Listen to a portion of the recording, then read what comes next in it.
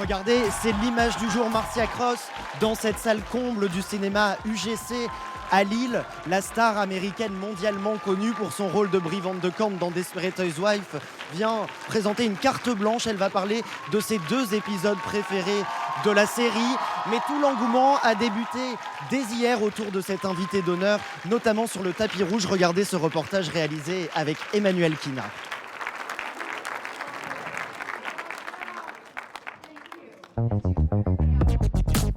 Merci d'accueillir super chaleureusement Marcia Cross. Sous un tonnerre d'applaudissements, l'actrice iconique de Desperate Housewives fait son entrée. Entre Marcia Cross et le public lillois, le coup de foudre est immédiat. C'est une chance inouïe d'être là, ici en plus à Lille, qu'elle vienne jusqu'à moi et pas l'inverse du coup. Donc je me sens privilégié pour le coup. On a attendu 3 heures dehors, mais on est heureux de pouvoir la voir. Marcia Cross, c'est ma génération, Desperate Housewives. Et puis il fallait voir Marcia Cross quand même, c'est incontournable. Face à eux, l'actrice raconte les castings et la jeunesse de son personnage, la mythique Brie Van de Kamp. Je me souviens que je me disais, bon, ils vont peut-être me renvoyer parce que c'était vraiment très délicat. Les autres avaient des personnages très bien ancrés, drôles, et moi, mon personnage allait plus loin. J'ai dû me pousser pour faire Brie Van de Kamp. Elle était plus compliquée. Ça m'a fait bizarre de passer de la télé à la vraie vie en fait. Je pense que c'est mon partage. On avait l'impression que c'était pas réel, ouais. On a un autre regard sur sa carrière parce qu'elle donne des anecdotes. Elle va nous donner aussi des émotions, les émotions qu'elle a eues lorsqu'elle a filmé les scènes, donc c'est super intéressant.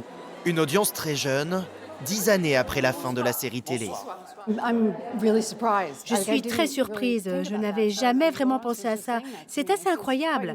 J'imagine que c'est la magie des plateformes de streaming qui permettent de regarder des séries longtemps après leur diffusion à la télévision. Et avec un peu de chance, mes filles regarderont. Enfin, pas tout de suite parce que vous savez, j'ai eu beaucoup d'aventures avec les hommes dans le show. Dans le futur, peut-être. Lorsqu'elle arrive sur le tapis rouge, les fans exultent.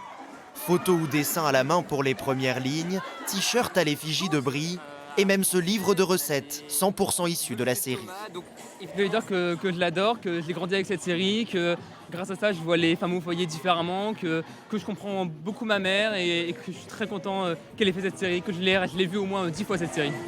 À Lille, la star la plus américaine de Desperate Housewives a fait chavirer l'audience et a propulsé le festival Sérimania dans une autre dimension. Au Tripostal, la star du jour s'appelle Samuel Le Bihan. Il incarne depuis 10 ans Alex Hugo, gendarme des montagnes un peu bourru mais terriblement attachant. 5 à 6 millions de téléspectateurs par épisode, rien que ça. Une série policière française diffusée sur les antennes de France Télévisions.